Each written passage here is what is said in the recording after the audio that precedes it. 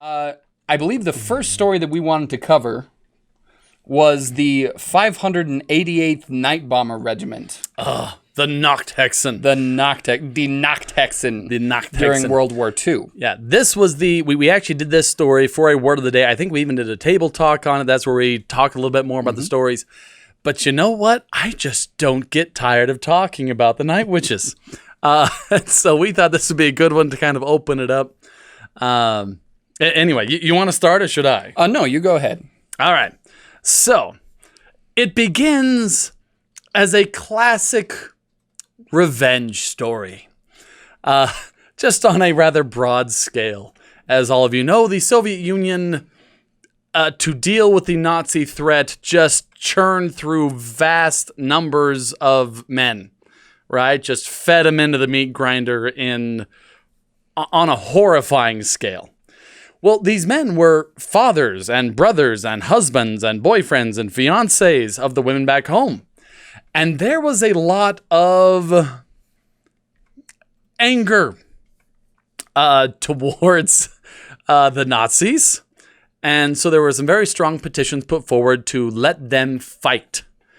And because they were throwing literally everything they had against the Nazis, this idea finally, I guess, found good ground and gained traction. But what they gave them was fractions of what they wanted. They gave them these planes. Planes in the most generous sense of the word, in still calling them planes. These were... what, gliders? They were aircraft. They were primarily used for training purposes. Or crop dusting. Or crop dusting, even. You'll sometimes hear people say that they were leftovers from World War I. That is not true. The World War I planes were better.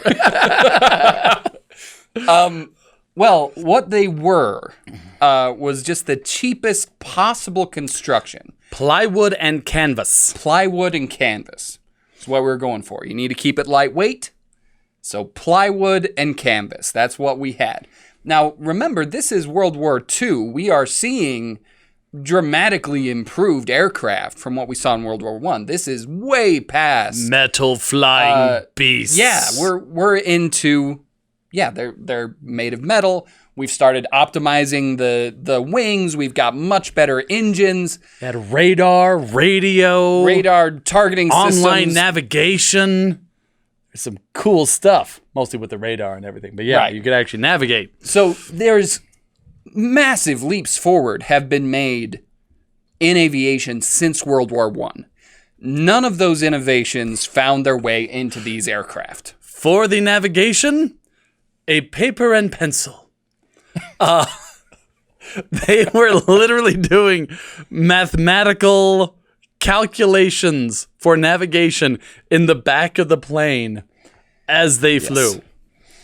Yeah. So, and none of this, like, targeting systems.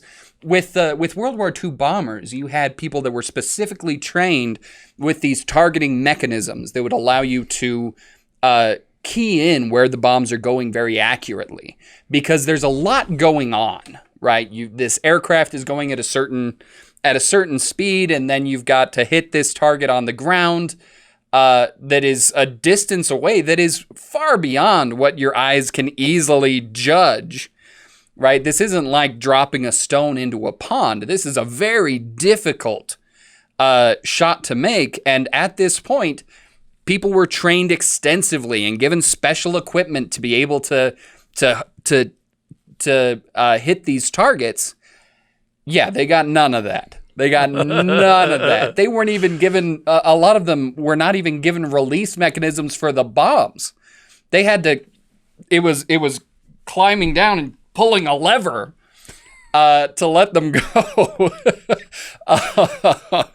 So, yeah, they were given almost nothing. And I believe they could only carry 2 bombs. Yeah, 1 or 2, depending on payload. Yeah, 1 or 2. Because again, these aircraft are not big, heavy bombers. They are crop dusters. And they were loud. And so it was essentially impossible for them to use these bombers effectively, right? Especially against Germans who had anti-aircraft. They were ready to shoot down anything that came at them. If you come, just grumbling in on this slow plane, it is going to be laughable target practice. And so, yeah, it was impossible for them to do this. And the solution they came up with, attack during the night. At night. They used their weakness as a strength. They would come in, and first thing, of course, you got to find them. So they would send in one plane with their loud, slow engine, and the Germans would turn on their spotlights so that they could shoot down this plane. And those spotlights just made a perfect target. Because you're not going to put spotlights and anti-aircraft guns around anything that's unimportant. So it just drew them right to the important targets. Like moths to the flame. Now, except for they brought the flame. Except they brought the flame, indeed. So the first one would go over, making all of this noise. And everyone would run out, turn on the spotlights. Usually by the time that everything was ready, that plane was already gone. Because it was just buzzing right through. Right? And then, once all the spotlights are on, and all the anti-aircraft guns are ready, that's when the rest of the planes come in. But because they're so loud, what they would do is they would get up to an appropriate altitude, and then they would cut the engines and just glide in and drop their payload and then turn on the engines again after they got out. Often having to climb out on the wing of the aircraft to turn the prop and get the plane going again. But one of the reasons they were so effective and so terrifying is these planes coming in without the engines on would create this kind of whooshing sound. Sounded like brooms. Sounded like these witches coming in, and then come the bombs. And that's why the Germans started calling them the Nachthexen, the night witches, was because they were coming in on these silent whooshing brooms, which is just chilling imagery. Mm.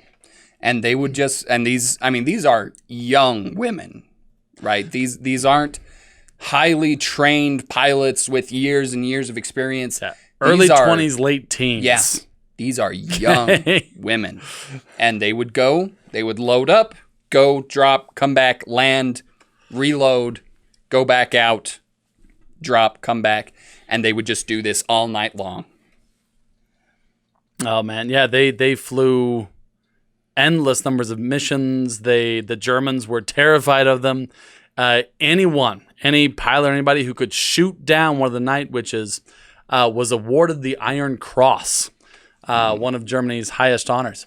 One fascinating thing before we move on, I know we've got more to do, but it was fascinating. One of the reasons, right? So, I mean, we kind of covered why the anti-aircraft had a hard time shooting them down, but there was also trouble with the Germans' fighter planes shooting them down. These planes of the Nachthexen were too slow.